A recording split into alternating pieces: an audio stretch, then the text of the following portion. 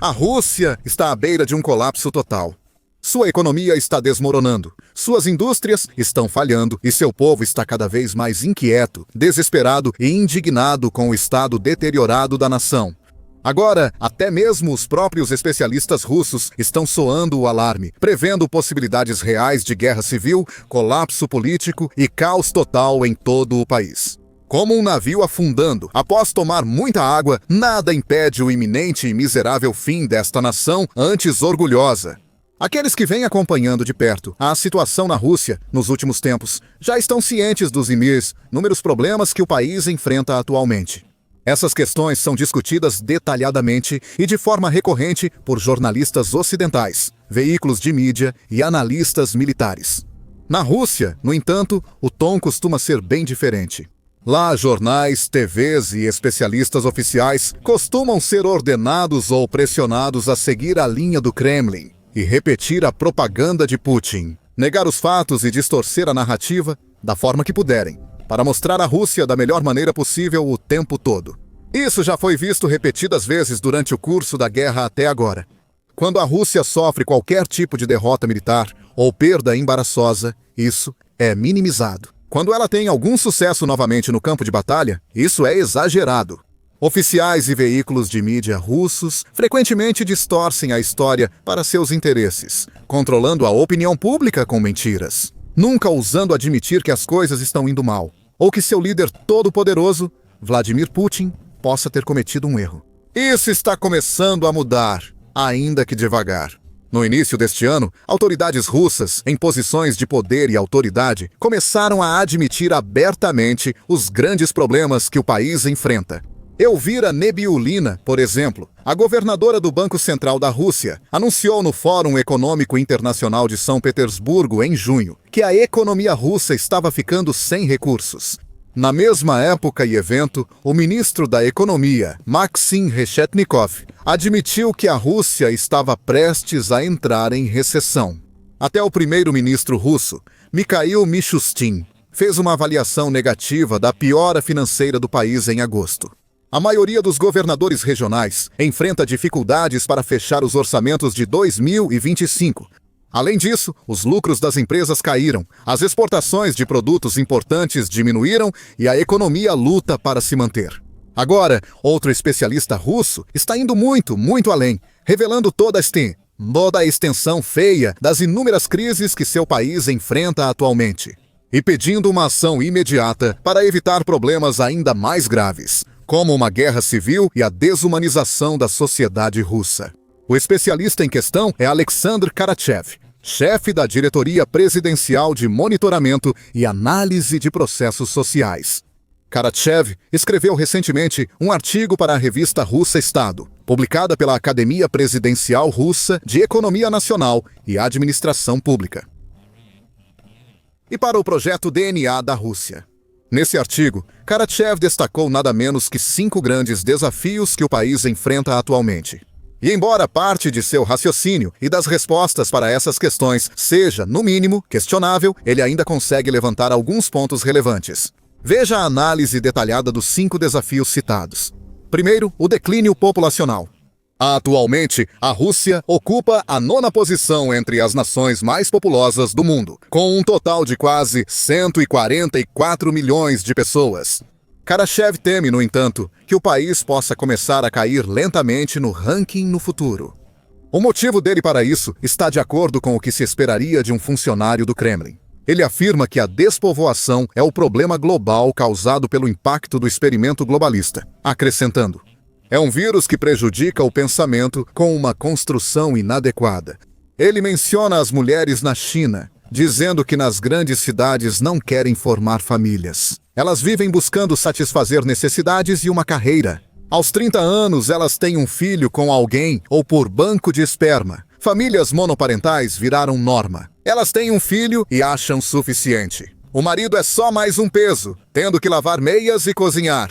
Ele então passa a culpar as pessoas que querem viver sem filhos ou que fazem parte da comunidade lésbicas, gays, bissexuais, transgêneros e queer pela destruição do nosso povo.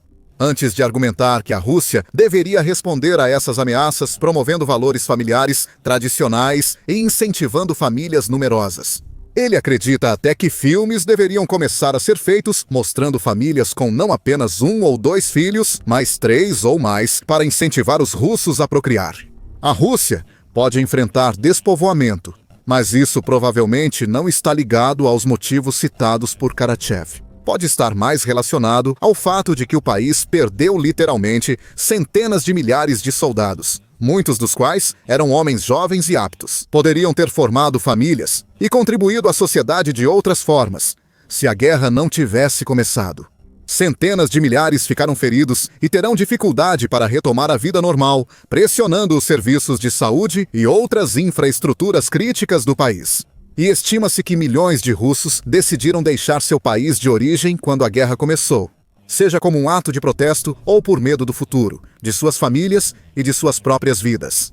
Um relatório da Carnegie Politica, publicado em setembro de 2025, também destacou várias outras razões por trás da atual crise demográfica da Rússia.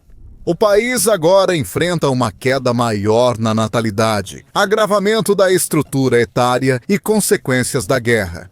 Em segundo lugar, o principal amortecedor demográfico está desaparecendo.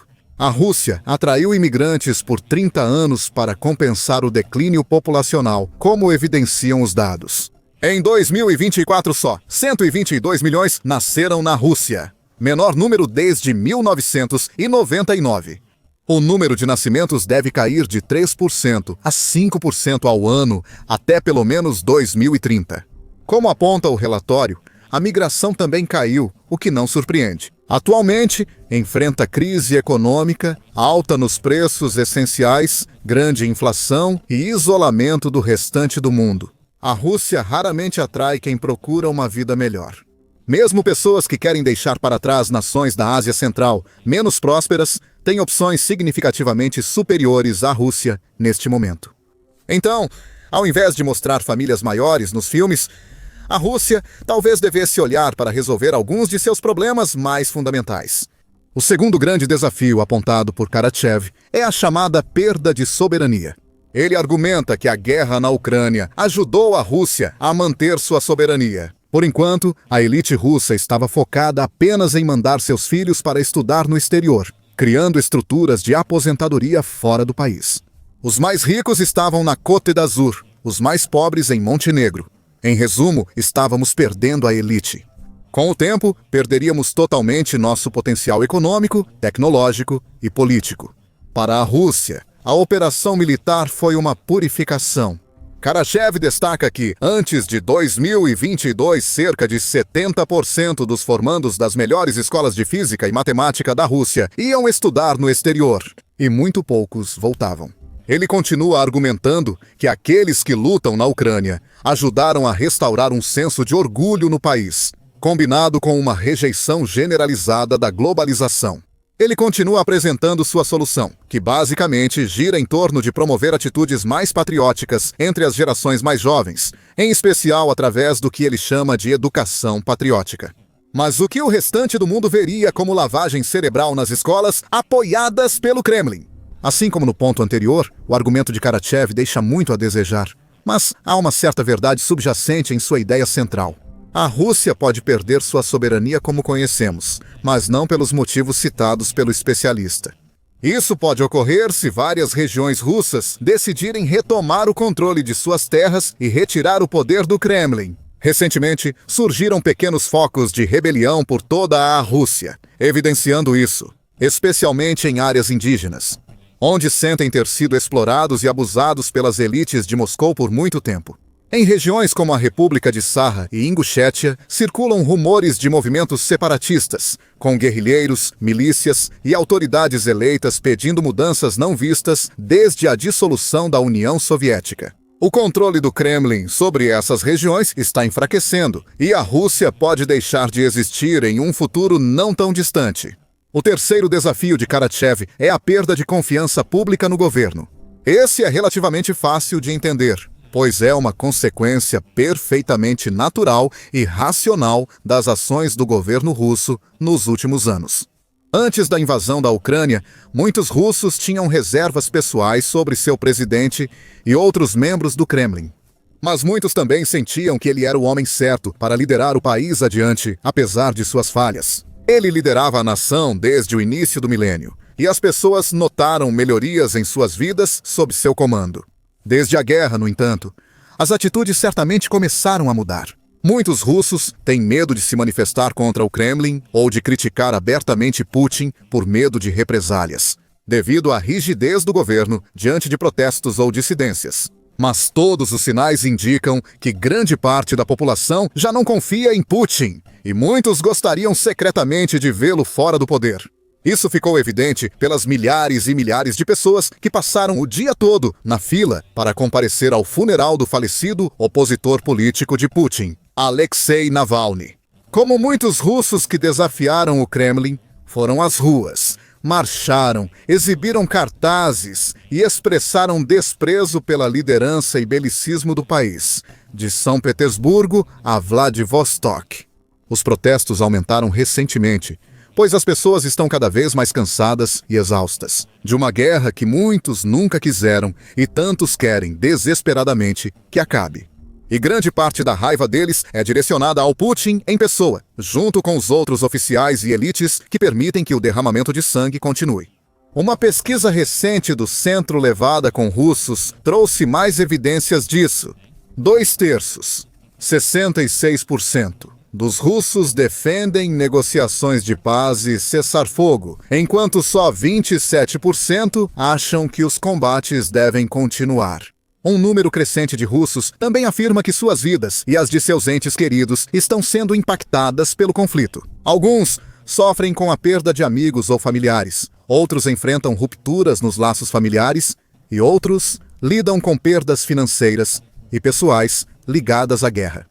Diante do aumento da raiva, dissidência e frustração, Putin parece cada vez mais fraco, isolado e impopular. Ele já não conta mais com os enormes níveis de apoio que antes recebia de milhões de pessoas em toda a sua vasta nação. Embora ainda seja um dos mais poderosos do mundo, capaz de manipular eleições e mudar a Constituição para seus desejos. Talvez ele não consiga continuar se safando com seus truques e táticas de sempre por muito mais tempo. Para se manter no poder, qualquer líder, até um ditador, precisa do respeito do povo, e Putin está claramente perdendo isso. Para lidar com a queda de confiança no governo e instituições, Karachev sugeriu um sistema meritocrático, onde cargos de liderança seriam dados aos mais capazes e qualificados.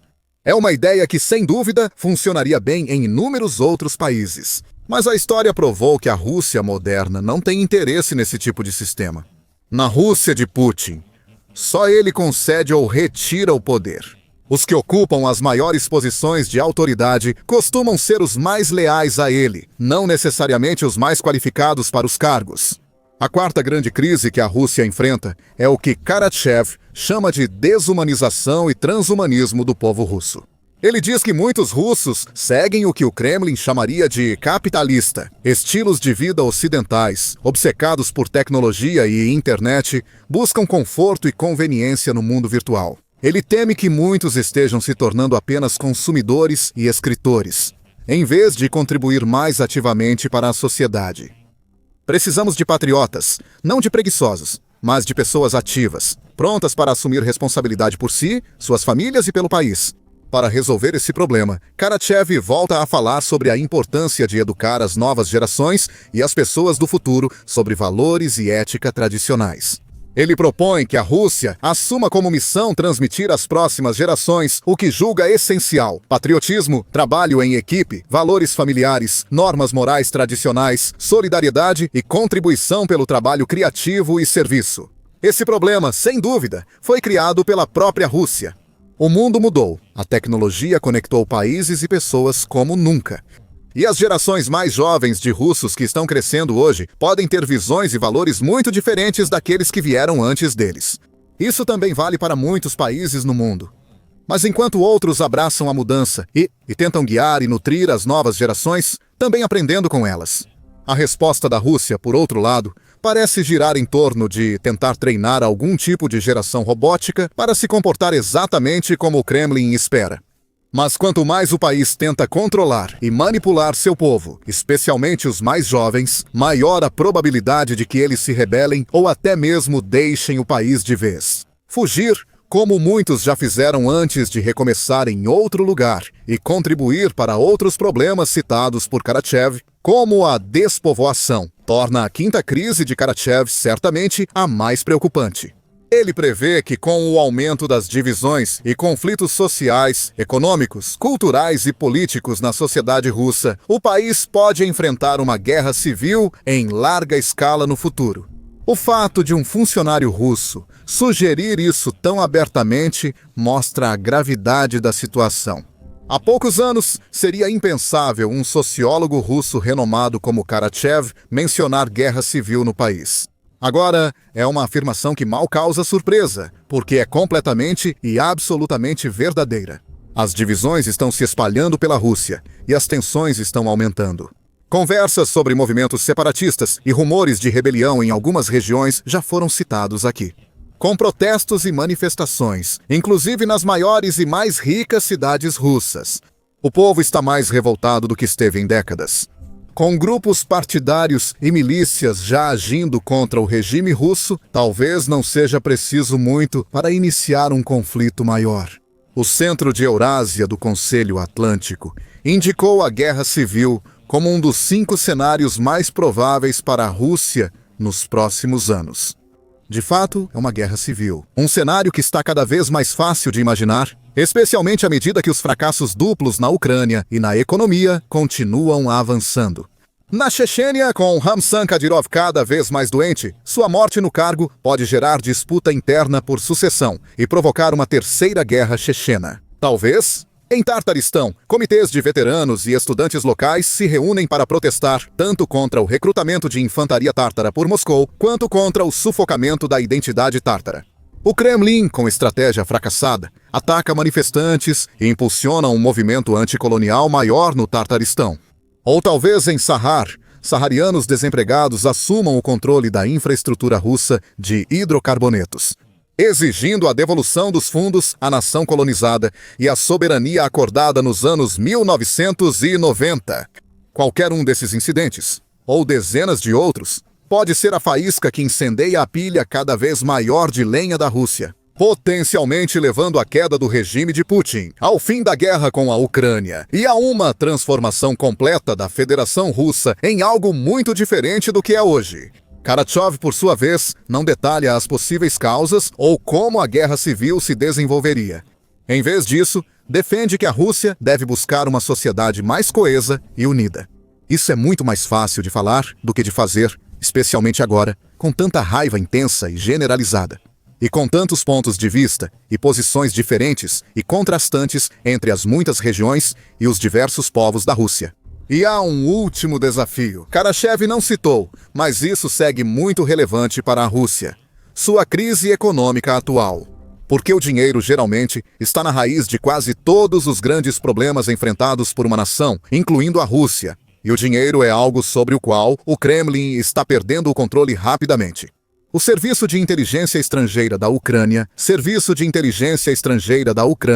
revelou em um relatório de 5 de novembro o agravamento da situação. De acordo com sua avaliação, cerca de 40% de todas as empresas russas estão enfrentando atrasos em pagamentos, o que representa um grande aumento em relação ao índice de 25% do mesmo período do ano passado. A demanda por bens e serviços caiu em 34% das empresas e 32% enfrentam falta de liquidez.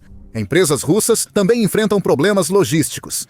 O SZRU aponta que 15% das empresas relatam interrupções, aumento relevante frente aos 10% do início do ano.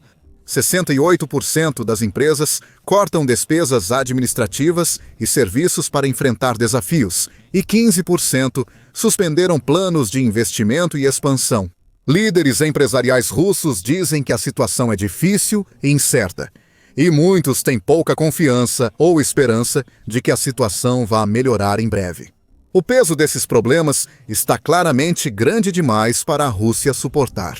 Seu governo parece perdido e confuso. Sua economia só vai piorar, e seu povo está pagando o preço por decisões que estão além do seu controle. Dia após dia, O colapso do país não é mais iminente, já começou.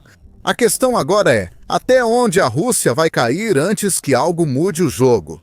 O que pode incluir o início de uma guerra civil, o fim do conflito na Ucrânia ou até mesmo a derrubada do governo de Putin. Agora, saiba mais sobre como o poder de Putin está escapando por entre seus dedos neste vídeo, que explora como até mesmo os regimes fantoches do presidente russo começaram a se voltar contra ele. Veja neste vídeo como movimentos separatistas e operações secretas da Ucrânia provocam estragos dentro da Rússia.